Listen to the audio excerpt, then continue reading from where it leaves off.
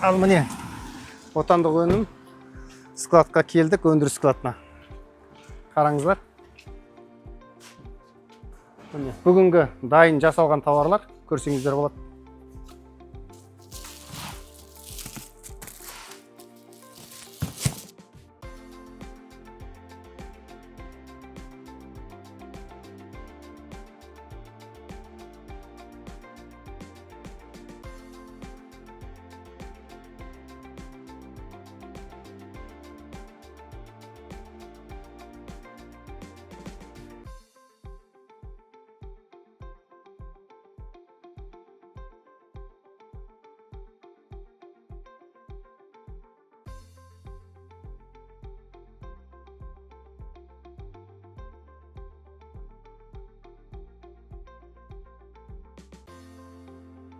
Мына жерде айырым тек бәрі чемодан дайын болған кезде тексеріледі, барлығын сүртеді, дайындайды, и бәрі дайын болғаннан кейін коробкаға упаковкаға салынады.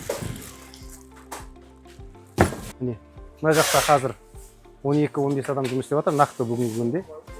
3 күнде 300 чемодан шығады. Міне келесі аптадан бастап міне новый жаңа машинкаларын бәрін әкелдік. Міне новый машинкаларымыз міне барлығы осында. Осы жерде бұйыртса алдыда бір 50 адам чисто жұмыс жасайды.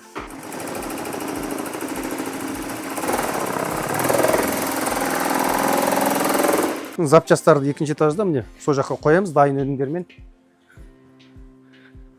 Мына коробкада былай келеді, дайын.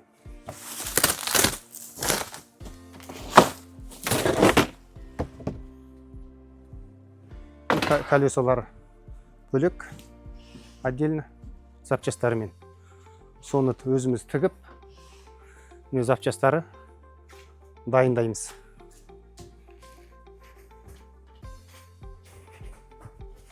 Так, енді біз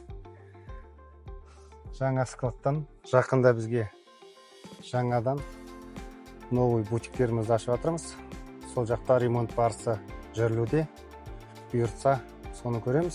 Одан кейін